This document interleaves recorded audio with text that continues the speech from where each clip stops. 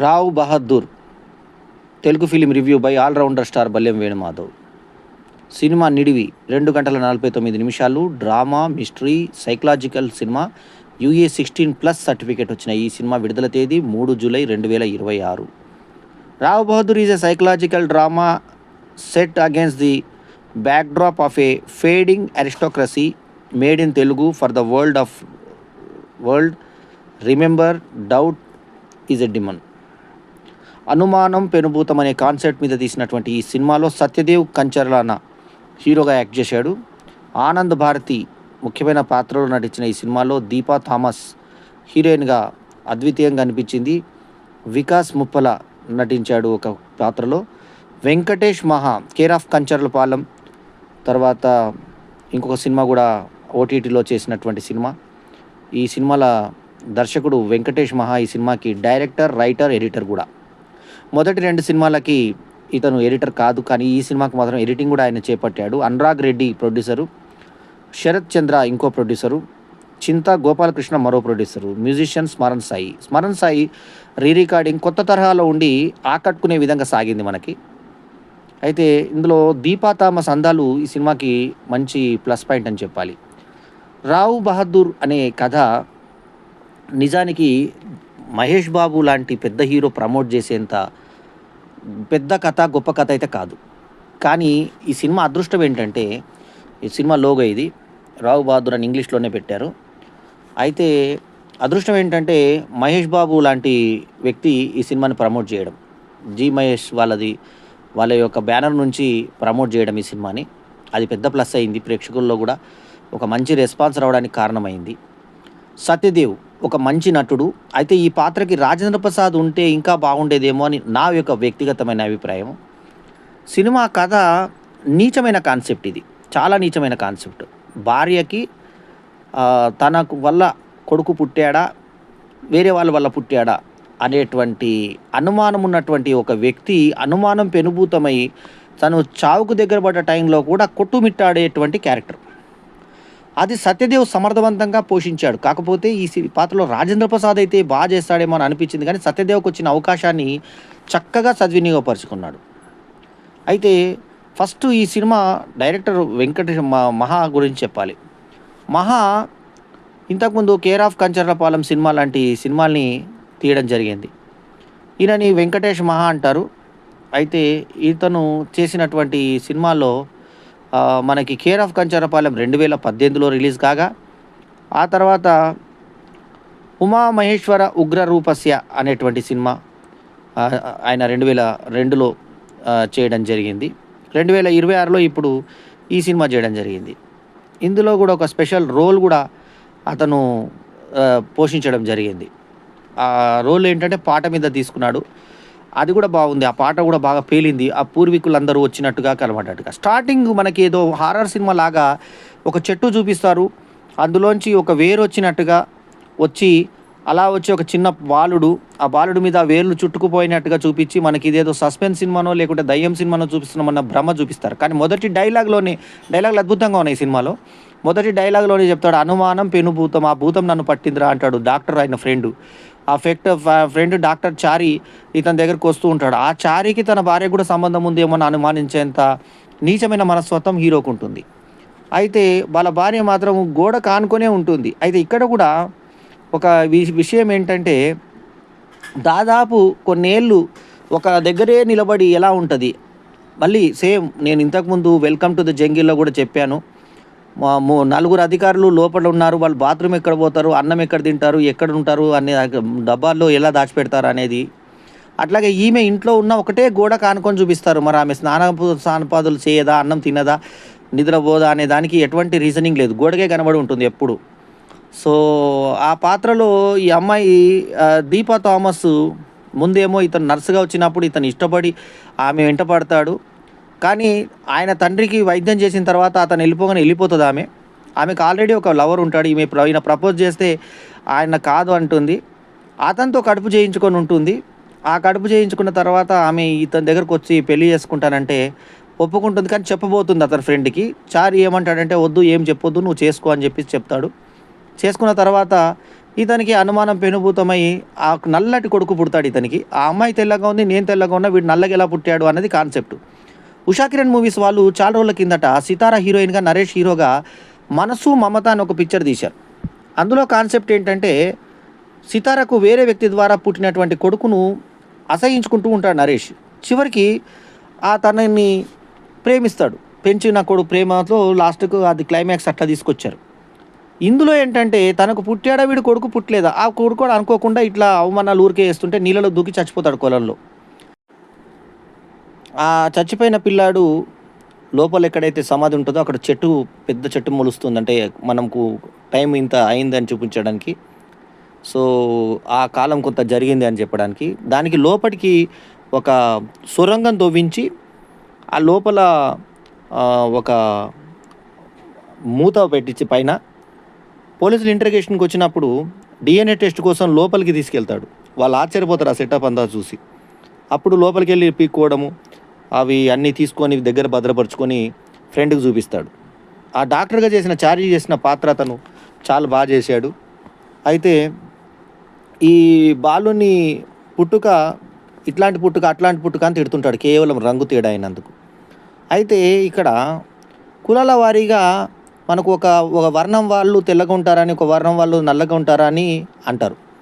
మరి అన్ని వర్ణాల వారు అందరు తెల్లగానే ఉంటారు, అందరు నల్లగానే ఉంటారా? అది పుట్టుక అనేది తల్లిదండ్రులు వచ్చినట్టు జీన్స్ తోటి XX, XY క్రోమోజీన్స్ తోటి మనకు ఏర్పడ్డ తర్వాత పిల్లల రంగు ఏర్పడడం అనేది సహజంగా, అంటే ఒక సాంకేతికంగా జరిగేటువంటి ఇది. కానీ దాన్ని బట్టి తెల్ల వాళ్ళకి, అంటే తల్లి తెల్లగా తండ్రి తెల్లగా ఉన్నవాడికి తెల్ల పుల్లాడే పుట్టాలని, లేకుంటే నల్ల పిల్లాడు పుడితే నల్లగా ఉన్న వాళ్ళకి తెల్ల పిల్లలు పుట్టొద్దని ఎక్కడా లేదు.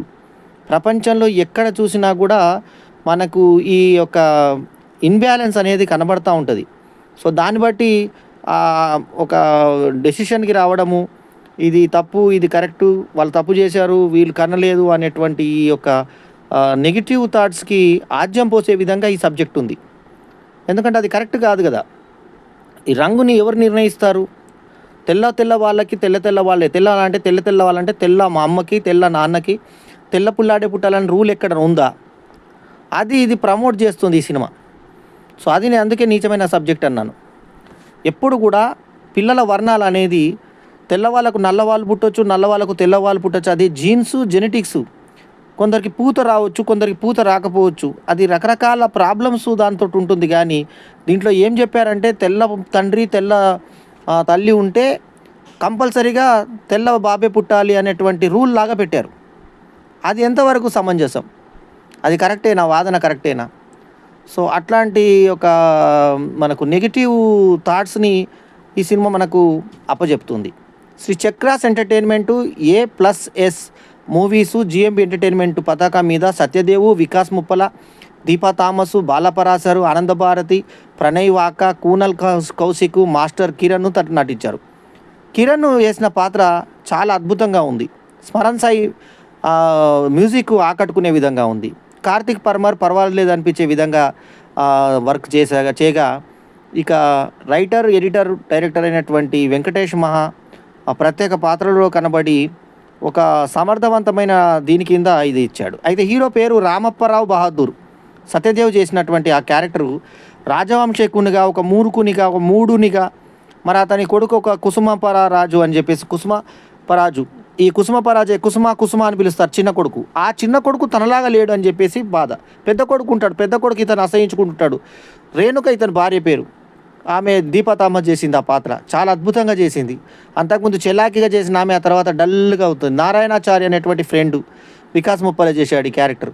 ఇతను ఏ రకంగా నన్ను వీళ్ళ కుటుంబానికి సహాయపడాలని చెప్పి. రామప్ప ఏ రకంగా చేశాడు అనేది, రావు బహదూర్ అనే పాత్రలో సత్యదేవ్ అద్భుతంగా తన రిమార్కబుల్ పర్ఫార్మెన్స్ ఇచ్చి మొత్తం సినిమాని తన భుజస్కంధాల మీద మోసాడు.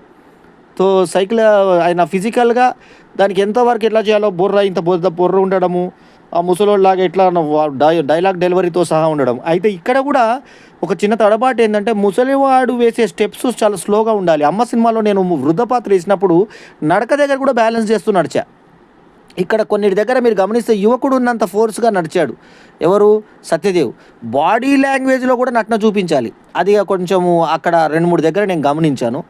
ఆ స్పీడ్ మినాయిస్తే ఆ పాత్ర కోసం ఆయన తీసుకున్న టైమింగ్ కానీ శ్రద్ధ కానీ మాత్రం ఎన్నదగినవి. చాలా మంచి కేర్ తీసుకున్నాడు. ఆ విషయంలో మాత్రం మనం ఒప్పుకోవచ్చు. సత్యదేవ్ పర్ఫార్మెన్స్కి ఈ సినిమా చూడవచ్చు మనం. సో ఆ రకంగా ఇలా ఛాతి మీద చేయి పెట్టుకునేటువంటి మళ్ళీ తీస్తే మళ్ళీ ఛాతి మీద చేయి పెట్టుకోవడము, ఆ పటాల్లోంచి వాళ్ళందరూ రావడము, వంశం ఇక్కడ పోతుందని చెప్పి బాధపడము, ఇదంతా చేస్తున్నట్టుగా అతను ఊహించుకొని ఏదైతే అతను ఇల్యూజన్స్ ఫీల్ అవుతున్నాడో, ఒక రకంగా చెప్పాలంటే స్కిజోఫ్రెనియా వాళ్ళు వచ్చినట్టుగా మాట్లాడినట్టుగా ఫీల్ అవుతుంటాడు. పెద్ద పెద్ద వాళ్ళు వచ్చి కూర్చున్నట్టుగా, ఎవరో ఒక అతను చచ్చిపోయాడు, తన దగ్గర గాంధీ వచ్చినట్టుగా, మళ్ళీ గాడ్సే వచ్చినట్టుగా, ఎవరెవరో పెద్ద పెద్ద వాళ్ళు వచ్చినట్టుగా, సంజయ్ గాంధీ వచ్చినట్టుగా, సంజయ్ గాంధీ చనిపోయాడు కదా, ఎట్లా చనిపోయాడో కనుక్కో అని చెప్పడము ఫ్రెండు. ఇలాంటివన్నీ కూడా సంఘటనలు పెట్టి కొంచెం సినిమాని ఆసక్తిదాయకంగా చూపించారు. జనర్ మాత్రం ఒక జనర్ అని కాదు, ఇది మల్టీ ఫార్మాట్. ఇది ఒక రకంగా చెప్పాలంటే ఆర్ట్ సినిమాగా చెప్పుకోవచ్చు, హారర్ సినిమాగా చెప్పుకోవచ్చు, తర్వాత ఫ్యామిలీ సినిమాగా చేసుకోవచ్చు, బూత్ సినిమాగా చెప్పుకోవచ్చు. తన భార్య ఎవరితోటో వేయించుకొని కన్నటువంటి పిల్లాడు అని చెప్పేసి ఇతను కేవలం రంగు మీద ముద్ర వేస్తే ఎన్ని కాపురాలు విచ్ఛిన్నమవుతాయి. తెల్ల తల్లికి తెల్ల పిల్లాడే పుడతాడా, నల్ల తండ్రికి నల్ల పిల్లాడే పుడతాడా, లేకుంటే ఏదో జరిగినట్టుగా అనేంత గొప్ప చెడ్డ అర్థం వచ్చేటువంటి భావం ఈ సినిమా కలుగజేస్తుంది. అది సమాజంలోకి చాలా రాంగ్ మెసేజ్ తీసుకెళ్తుంది. తర్వాత లాస్ట్లో పెద్ద పిల్లాడు ఈమెకు పుట్టలేదు అన్నప్పుడు కూడా మనకు అడల్ట్ కంటెంట్ లాగా సినిమా సబ్జెక్ట్ అనిపిస్తుంది. అట్లాగే చిన్నపిల్లాడు ఈయనకు పుట్టాడని చెప్పినా ఈయన అసలు ఆయన గుట్టలేదు అనే దగ్గర మనకు లాస్ట్లో చాలా సినిమా మీదనే మనకు చిర్రెత్తులాగా చేస్తుంది. కాకపోతే సత్యదేవ్ పర్ఫార్మెన్స్, ఆ దీపా మెహతా, ఆమె ఎవరైతే హీరోయిన్ దీపా ఉందో ఆమె అందాలు చూడడానికి ఈ సినిమాకి వెళ్ళాలి. అంత అందంగా ఉంది ఆ అమ్మాయి. చాలా బాగా చేసింది, క్యారెక్టర్లో లీనమైపోయి చేసింది ఆమె. దీపా మెహతా, దీపా థామస్. సో ఇదండి ఈ సినిమా విశేషాలు. ఇంకా చెప్పుకోవాలంటే కుడి చేయి ఛాతి మీద పెట్టుకుంటే రాజవంశీకుల అలవాటు అన్నది ఒక కాన్సెప్ట్ కూడా పెట్టడం జరిగింది. తర్వాత ఆ డ్రెస్సు, ఆ మేకప్, అది మాత్రం చాలా 6 గంటలు పట్టిందని చెప్పి పేర్కొన్నారు మేకర్స్. అది బాగా కుదిరింది. పబ్లిసిటీలో కూడా అది వాడుకున్నటువంటి పద్ధతి బాగుంది.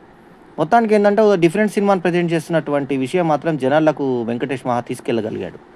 సో అతను డైరెక్టరుగా ఈసారి వెంకటేష్ మహాన్ కాకుండా ఉత్తమ్ మహాన్ వేసుకోవడం ప్రత్యేకత. సో స్మరణ్ సాయికి ఎక్కువ మార్కులు పడతాయి మనకి, ఎందుకంటే తక్కువ రికార్డింగ్ పెట్టిన డైలాగులను చక్కగా స్పష్టంగా విననిచ్చాడు.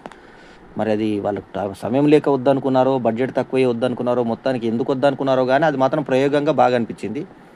సో ఆ దీపాతో లవ్ ఏదైతే హీరోయిన్తో ట్రాక్ ఉందో ఆ ట్రాక్లో అమ్మాయిని చూపించిన విధానం బాగుంది.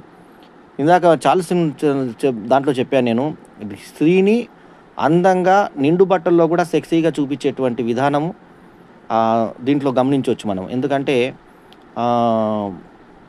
దీపా థామస్ను చూస్తే ఎరోటిక్గా అనిపించింది ఈ సినిమాలో. మంది నిండు నర్సు డ్రెస్, ఎక్కడ కూడా అసభ్యత లేకుండా ఉన్న డ్రెస్లో కూడా ఆమె ఫిజిక్ అంత బాగా తీసుకొచ్చాడు డైరెక్టర్, బాగా చూపించగలిగారు కెమెరా ద్వారా. సో అది ఎందుకంటే నిజమైన అందం అంటే ఎక్స్పోజింగ్ కాదు, ఎక్స్పోజింగ్ చేయకుండా ఉండడమే నిజమైన అందం. అదే ఇందులో చూపించాడు. అందమైనటువంటి స్క్రీన్ ప్లేలో. కాకపోతే మనకి వెంకటేష్ మహా ఎడిటింగ్ చేయడం వల్ల కొంత సినిమాకు నష్టం జరిగిందని చెప్పాలి. ఎందుకంటే దర్శకుడికి తీయాలనిపించినప్పుడు చాలా తీసేస్తూ ఉంటాడు. మరి కట్ చేయాలన్నప్పుడు ఎడిటర్ దర్శకుడు ఒకటే అయినప్పుడు అది కొంచెం బాధ కలుగుతుంది. నేను ఎడిటింగ్ చేశాను, దర్శకత్వం చేశాను.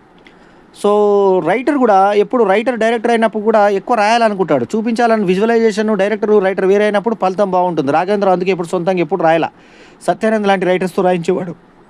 అట్లాగా వెంకటేష్ మహా ఈ సినిమాకి ఇప్పుడు ఇందాక చెప్పినట్టు ఆయన సినిమా ఉగ్ర రూపస్యాను, తర్వాత ఈ ఏదైతే కేర్ ఆఫ్ కంచరపాలెం సినిమాలకి ఎడిటర్ వేరే అతను, దీనికి ఎడిటింగ్ సొంతంగా చేసుకోవడం వల్ల ఇందులో సీన్లు అన్నీ కూడా ఉన్నాయి ఇందులో. సో స్టార్టింగ్ ఈ సత్యదేవ్ పిచ్చి అనేది ఎట్లుంటుంది, ఆయన పాండవులు ఎక్కడ మాట్లాడుతున్నారు, కౌరవులు ఏం చేస్తున్నారు అంటూ మనకు శ్రీలక్ష్మి కామెడీ లాగా మనకు మాట్లాడుతూ ఉంటాడు. ఆ మాట్లాడుతుంటే డాక్టర్ వచ్చి, ఎంతో బిజీగా ఉన్న డాక్టర్ కూడా వచ్చి చూసుకుంటాడు. అయితే స్మరణ్ సాయి రికార్డింగ్ పాత రోజుల్లో, అంటే ఇది యాక్చువల్లీ ఇది 1960s ఆ టైంలో ఉన్న కథగా చూపిస్తారు మనకు. ఆ డ్రెస్సింగ్ అంతా కూడా ఆ టైంలోనే ఉంటుంది. సెట్ డైరెక్షన్ కానీ ఆర్ట్ డైరెక్షన్ కానీ చాలా బాగుంది. సెట్ ప్రాపర్టీస్ కానీ ఆర్ట్ డైరెక్షన్ కానీ. సో లాస్ట్కు చూసిన తర్వాత మనకి అక్కడ విచిత్రం ఏంటంటే అతను ఎటువంటి ఇది లేకుండా భయభ్రాంతులకు గురవుతుంటాడు. అతను ఒక టెన్షన్ ఉంటుంది. అక్కడ అచ్చమ్మ అని చెప్పి ఒక పని మనిషి. ఎన్నో ఏళ్ల నుంచి ఆయన దగ్గర పనిచేస్తున్న పని మనిషి. ఆమెకి ఇతని వివరాలన్నీ తెలుస్తాయి. ఈళ్ళు ఆ రూమ్‌లకి, ఈ రూమ్‌లకి ఎళ్తుంటాడు. ఆ బాబు ఆ అద్దంలోంచి బయటకొస్తున్నట్టు, పూర్వీకులొచ్చి ఇతని దగ్గర పాట పాడినట్టు అక్కడ వెంకటేష్ క్యారెక్టర్ చూపిచ్చారు. చేశాడు. వెంకటేష్ డైరెక్షన్ గాకుండా యాక్టింగ్ గూడా చాలా చేశాడు. ఆ పూర్వీకులందరూ వచ్చి ఇతన్నేదో పీకుతున్నట్టుగా, మాట్లాడుతున్నట్టుగా ఉంటుంది. ఇదే నేపథ్యంలో మనకి ఇంటర్మిషన్ పడుతుంది. ఇంటర్మిషన్ అయిపోయిన తర్వాత ఇతని లవ్ స్టోరీని మొత్తం రివీల్ చేస్తూ మనకి, ఆ తర్వాత ఆమెను పెళ్లి చేసుకున్నాడు. అది అయిపోయింది. ఇక వీడు నా కొడుకా కాదా అంటే, అట్లా తేలేదురా అంటే డీఎన్ఏ చేస్తే తెలుస్తదంటే, ఆ శవాన్ని తవ్విచ్చి అతని పన్నుని, అతని కాలు బొక్కని, అతని చేతి బొక్కను, వెంట్రుకలను తీసుకునేటువంటి ప్రయత్నం చేస్తాడు. చేసిన తర్వాత ఇట్లయితే కాదురా పోలీస్ కేస్ అయితే చేస్తే బాగుంటుంది అని అంటే, అయితే మరి ఎవరన్నా చంపేనా హత్య కేసులో చేయాలంటే, ఇంతలో ఒకతను ఈ బాబుని నేనే ఇచ్చాను వీళ్ళ కొడుకు కాదు అంటే డీఎన్ఏ చేయాలని చెప్పి పోలీస్ వచ్చి అంటాడు. ఇక్కడ పోలీస్ ఆనంద్ పాత్రను కూడా డిఫరెంట్‌గా ఎక్కడో 'వంశీ' సినిమాలో చూపించిన క్యారెక్టర్స్ లాగా అందులో మనకు ఏప్రిల్ 1 విడుదలలో మనకు ఆహ్, ప్రదీపు ఆ పాత్రను మనకు చూపిస్తారు మనకి. అందులో ఏం చేస్తారంటే, ఆ ప్రదీప్‌ని మనకు ఇంకోలాగా మనకు చూపిచ్చారు. అంటే అప్పటిదాకా విలన్ క్యారెక్టర్‌లు చేసిన ఆయనని డిఫరెంట్‌గా చూపించే ప్రయత్నం చేశారు. సో, అట్లా దీంట్లో కూడా ఆ ప్రయత్నం చేశారు. ఏ రకంగా మనకి ఆ క్యారెక్టర్ ఆ మీస కట్టు అది ఇది అన్నీ చూసుకుంటే మనకి ఎక్దము డిఫరెంట్‌గా మనకి కనబడుతుంది. అట్లాగా ఆనంద్ క్యారెక్టర్‌గా కాకుండా ఆనంద్ డబ్బింగ్‌తో సహా అతన్ని ఎక్దము టోటల్‌గా అప్పుడు ప్రదీప్ శక్తిని వీపీ జగన్నాథ్‌గా, భువనేశ్వరి అంకుల్‌గా మనకి ఏదైతే చూపిచ్చారో ప్రదీప్‌ని, ఆ ప్రదీప్ శక్తి లాగాన ఇందులో ఆనంద్ క్యారెక్టర్ కూడా డిఫరెంట్‌గా చూపిచ్చారు. ఆ చూపించడం కూడా ప్లస్ పాయింట్ అయింది సినిమాకి. ఎందుకంటే ఆ క్యారెక్టరు ఆ ఇన్స్‌పెక్టర్ వచ్చి డీజిల్ చేస్తుంటే, మరి ఎవరో పెంచుకున్న పిల్లాడు అంటుడు, మీ పిల్లాడు కాదంటున్నాడు మరి ఎట్లా అనంటే, మరి డీఎన్ఏ చేయండి అంటే, డీఎన్ఏ చేస్తే కోర్ట్‌లో రిపోర్ట్ వచ్చే టయానికి ఆ లోపల రిపోర్ట్ చదివిన తర్వాత నేను నమ్మను మా లాయర్ చదవాలి అంటే జడ్జి చదివి మీ అబ్బాయి మీకే పుట్టాడు రెండో పిల్లాడు అనంగానే ఆ సంతోషంతో ప్రాణం ఇచ్చేస్తాడు. అప్పటిదాకా అతని లైఫ్ అంబిషన్ అతను ఏదైతే నా కొడుకు నాకే పుట్టాడు అనే దాని మీద లైఫ్ అంబిషన్. ఆ పిల్ల మీద ఎందుకు డౌట్ వస్తుందో ఆ నీచమైన ఆలోచన అప్పటి నుంచి ఆమె మాట్లాడదు. ఆ పిల్లాడు చచ్చిపోయినప్పటి నుంచి. అది ఒక సినిమా హీరోకి ఉండేటువంటి హీరోదాత లక్షణాల్లో కాకుండా ఇట్లా విలన్ టైప్ ఆఫ్ ఇది రావు బహదూర్‌కి పెడితే దానికి కృష్ణ లాంటి అంటే ఏదైతే మహేష్ బాబు లాంటి పెద్ద హీరోలు సపోర్ట్ చేయడం, దానికి ఇట్లాంటి సబ్జెక్ట్‌ని ఎంకరేజ్ చేయడం. ఒకటి ఏందంటే ఆర్ట్ సినిమా లాగా ఈ సినిమా తీశారు కాబట్టి అని కాన్సెప్ట్ చాలా నీచంగా ఉంటది. ఆ తర్వాత చెవులో వచ్చి ఏమని పుడతారంటే, పెద్ద కొడుకు మాత్రం నీకు పుట్టలేదని చెప్తారు. అప్పటిదాకా పెద్ద కొడుకు డాన్సులన్నీ చేస్తుంటాడు. అంటే తండ్రి మీద కోప్పడుతుంటాడు. వీడు నువ్వు పుట్టలేదంట అంటాడు అని. అయితే తీరా పెద్ద కొడుకు ఎందుకు పుట్టలేదంటే ఈమెకు ఆల్రెడీ లవర్ ఉన్నాడు కాబట్టి అతని కలయికతోటి ఆ మొదటి పిల్లాడు పుట్టాడు అన్నది లాస్ట్ ట్విస్ట్. మళ్ళీ చెవులో ఇంకొక అతను ఇతను కూడా నువ్వు రాజుకు పుట్టలేదు అంట అని. ఎందుకంటే రావు బహదూర్ అని గర్వంగా బీరాలు పోతున్నటువంటి ఈ వ్యక్తి అతను కూడా రాజుకు పుట్టలేదంటే అతను బయట నుంచి తెచ్చుకున్న పిల్లాడి కింద అది క్లైమాక్స్. అప్పటికే చచ్చిపోయి ఉన్నాడు, శవమై ఉన్నాడు. ఆ చెవులో మొదటి బాంబు ఏమంటే మొదటి పిల్లాడు నీకు పుట్టలేదని, రెండో పిల్లాడేమో ఇతను పుట్టినని రిపోర్ట్ వస్తుంది. ఇక ఇతను వాళ్ళ తండ్రికి పుట్టలేదని. ఈ పుట్టకపోవడాలు, ఈ పుట్టడాలు ఏంటి అనేది అక్రమ సంబంధాల కథ మనకి రావు బహదూర్ దానిలాగా షుగర్ కోటెడ్ మాత్రలాగా మనకు జనం మీదకి వదిలారు. సో, ఇది ఒక నీచమైన సబ్జెక్టు. సో, ఈ నీచమైన అనుమానపు పెనుభూతం అనేటువంటి సబ్జెక్టు పెళ్ళాం ఎవరితో పడుకొని కంది అనేటువంటి కాన్సెప్ట్ మీద తీసినటువంటి ఈ సినిమా కళాఖండంగా రివ్యూలు చెప్తున్నారు చాలామంది. సో, ఇది కళాఖండం ఎలా అయింది? బుర్రలో ఉన్నటువంటి పురుగుని పురుగు రూపంలోనే చూపిచ్చారు. అది మాత్రం బాగుంది. గ్రాఫిక్స్‌లో చూపిచ్చారు పురుగు తిరుగుతున్నట్టుగా. సో, ఇందులో పోలీస్ వచ్చిన తర్వాత, ఆనంద్ వచ్చిన తర్వాత కూడా సన్నివేశాల బిగి బాగుంది. సెకండ్ హాఫ్ బాగుంది ఫస్ట్ హాఫ్ కన్నా కూడా. బాగా ల్యాగులున్నాయి సినిమా 2 గంటల 49 నిమిషాల సినిమాని 2 గంటలుగా కుదించొచ్చు. 2 గంటల 10 నిమిషాలు మాక్సిమం. సో, దానికో 45 నిమిషాల సినిమాని ఎడిట్ చేయలేకపోయాడు మన వెంకటేష్ చాలా సీన్స్ స్లోగా కదులుతున్నట్టు అవి అంత సత్యదేవ్ ఎస్టాబ్లిష్మెంట్ కోసం ఆ నటన కోసం చూడాల్సిన అవన్నీ కూడా బోర్డమ్‌గా ఉంటాయి. మనకు కదులుతున్నట్టు స్లోగా కదులుతుంటాయి. అదొక అచ్చం వచ్చినప్పుడల్లా నువ్వు నిజం చెప్తున్నావా? అబద్ధం చెప్తున్నావా? లేదు సార్ ఒట్టు పెట్టడం అవన్నీ కూడా ట్రాష్.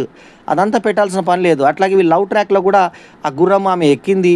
మళ్ళీ ఎందుకు ఎక్కింది? ఎందుకు దిగిందని ఇప్పుడు ఏదన్నా ఉత్తమ స్క్రీన్ ప్లే అంటే ఎలా ఉంటదంటే ఒక ఆ గోడ గడియారంని క్లోజప్‌లో చూపిస్తే ఆ గోడ గడియారానికి కథకి ఏదైనా సంబంధం ఉంటేనే చూపించాలనేది ఉత్తమ స్క్రీన్ ప్లే ఫార్ములా. మరి ఇందులో ఆ గుర్రం ఎందుకు ఎక్కింది, దిగింది అనే దానికి కాన్సెప్టే లేదు. సో మొత్తానికి ఏంటంటే ఆ అమ్మాయిని ఇష్టపడ్డాడు, ఆ అమ్మాయి వెళ్ళిపోయింది. ఆ తర్వాత ఇతనే వెతుక్కున్నాడు, ఆమెను చేసుకున్నాడు. ఆమె మొదటి భార్య మొదటి ప్రియునితోటి ఆమె ఆల్రెడీ కంది. ఆమెదేం తప్పు లేదు, ఆమె చెప్పాలనుకుంది, ఫ్రెండ్ చెప్పనీయలేదు. ఈ ఫ్రెండ్‌ని కూడా అనుమానించాడు ఇతను చార్లీని. సరే చివరి ఆఖరికి వాళ్ళ కొడుకు కూడా ఏదో మాట్లాడితే అతను కొట్టకపోతే నువ్వెవరు నన్ను కొట్టడానికి అని చెప్పి మొదటి కొడుకు ఇది బాధలాడుకుంటే చివరికి ఆ మొదటి కొడుకే ఈ రావు బహదూర్‌కి పుట్టిన కొడుకు కాదనేది ట్విస్ట్. తర్వాత రావు బహదూరే వాళ్ళ నాన్నకు పుట్టలేదని రెండో ట్విస్ట్ ఇచ్చి మనకి ఎండ్ చేశారు సినిమా. ఇది రావు బహదూర్. ఈ క్యారెక్టర్‌లో సత్యదేవ్ నటనని ప్రత్యేకంగా పేర్కోవాలి. చాలా అత్యద్భుతంగా చేశాడు. సో సత్యదేవ్ కెరీర్ మనం గమనిస్తే మొన్న మధ్య హిందీ సినిమాలో కూడా సత్యదేవ్ చేయడం జరిగింది. అట్లాగే చిరంజీవి సినిమాల్లో కూడా సత్యదేవ్ చేయడం జరిగింది. అందులో కూడా చాలా ఇంపార్టెంట్ పాత్ర. నయనతార పక్కన ఇతను హీరోగా వచ్చిండు. జీబ్రా చేశాడు, కింగ్డమ్ చేశాడు, తర్వాత గాడ్సే చేశాడు. ఇతను సినిమాలు మనము పరికించి చూసుకుంటే ఇతను చేసిన సినిమాలన్నీ కూడా బ్లఫ్ మాస్టర్ దగ్గర నుంచి మొదలు పెడితే తర్వాత రాగాల 24 గంటల్లో సినిమా, గాడ్ ఫాదర్ సినిమాలోనేమో చిరంజీవికి బావమరిదిగా, అంటే బావమరిది, ఇప్పుడు చిరంజీవి పెద్ద హీరో కాబట్టి బావమరిది అనుకుందాం కాసేపు. గుర్తుందా శీతాకాలం అని మా ఫ్రెండే తీశాడు సినిమాది. రామ్ సేతు అని హిందీ సినిమాలో అక్షయ్ కుమార్తో పాటు యాక్ట్ చేయడం జరిగింది ఇతను. ఉమామహేశ్వర ఉగ్రరూపసి అనే సినిమాలో కూడా ఇతను చేయడం జరిగింది. అది సేమ్ డైరెక్టరు సినిమా ఏది మన ఇతను ఏదైతే care of Kancharapalem fame Venkatesh మహా డైరెక్షన్లోనే. ఇందులో మల్లాది అపర్ణ గారు నాకు తెలుసు, ఆమె చనిపోయారు కాబట్టి ఆమెతో కొంచెం పరిచయం ఉన్నటువంటి వెంకటేష్ మహా ఆమె కృతజ్ఞతగా స్టార్టింగ్లో ఆమెకి చచ్చిపోయింది కాబట్టి ఆమె గురించి ఒక కార్డ్ వేయడము, ఆమెను గుర్తుపెట్టుకునే పద్ధతి నచ్చింది నాకు. తిమ్మరుసు కూడా చేశాడు ఇతను, కృష్ణమ్మ చేశాడు, తర్వాత బ్రోచే వారెవరురా చేశాడు, ఆ తర్వాత జ్యోతిలక్ష్మి ఫస్ట్ ఆయనకి బ్రేక్ ఇచ్చిన పూరి జగన్నాథ్ సినిమా, ఇస్మార్ట్ శంకర్, ఇప్పుడు రావు బహదూర్. కొత్త పద్ధతుల్లో ఆయన వెళ్తున్నాడు కాబట్టి అతనికి బ్రైట్ ఫ్యూచర్ ఉంటుంది. సత్యదేవికి పర్ఫార్మర్గా అతనికి ఒక మంచి పేరు తీసుకొచ్చిన సినిమా ఇది. సో ఇదండి ఈ సినిమాకి సంబంధించినటువంటి ఇది. సో మొత్తానికి ఏంటంటే రావు బహదూర్ అనే సినిమా నీచమైన కాన్సెప్ట్లో తీసినటువంటి ఒక మంచి షుగర్ కోటెడ్ మాత్రల ఒక ఆర్ట్ ఫిలిం దాని కింద చేశారు. తన పిల్లం ఎవరితోనో పడుకుంది అనేటువంటి కాన్సెప్టే దరిద్రమైన కాన్సెప్ట్. ఆ కాన్సెప్ట్కి లాస్ట్కి వచ్చిన తర్వాత ఇతను రాజుకు పుట్టలేదు అనేటువంటి కాన్సెప్ట్ వింటుంటే వచ్చే ప్రేక్షకులకు ఇబ్బందికరంగా ఒక ఏదో అడల్ట్ సినిమాని చూసినటువంటి అడల్ట్ కంటెంట్ చూసినటువంటి ఫీలింగ్ కలిగించేలాగా బయటకు తీసుకొచ్చిన సినిమా. సో ఇందులో కెమెరా వర్క్ తీసుకొస్తే ఎడిటింగ్ బాగలేదు, ఎడిటింగ్ ఇంకా ట్రిమ్ చేయాలి సినిమాని. ఆ తర్వాత ఫోటోగ్రఫీ పర్వాలేదు, మ్యూజిక్ కొన్ని దగ్గర అసలు రికార్డింగే లేదు. స్మరణ్ సాయి డిఫరెంట్గా చేసే ప్రయత్నం చేశాడు. సో ఇంకా హీరోయిన్ ఒక్కటి మనకి ఈ సినిమాకి బాగా ప్లస్ పాయింట్ ఏంటంటే హీరోయిన్, ఆమె అందం ఈ సినిమాకి ప్లస్ పాయింట్ అయింది, బాగా ఆకట్టుకుంది. దీపా థామస్ ఫ్రెష్గా అనిపించింది, చూడడానికి బాగుంది అమ్మాయి. ఆమె ఫిజికల్ సైజులు ఏవైతే ఉన్నాయో అవి ఆ సినిమాకి చాలా యాడ్ అయ్యే విధంగా ఉంది ఆ అమ్మాయి దీపా థామస్.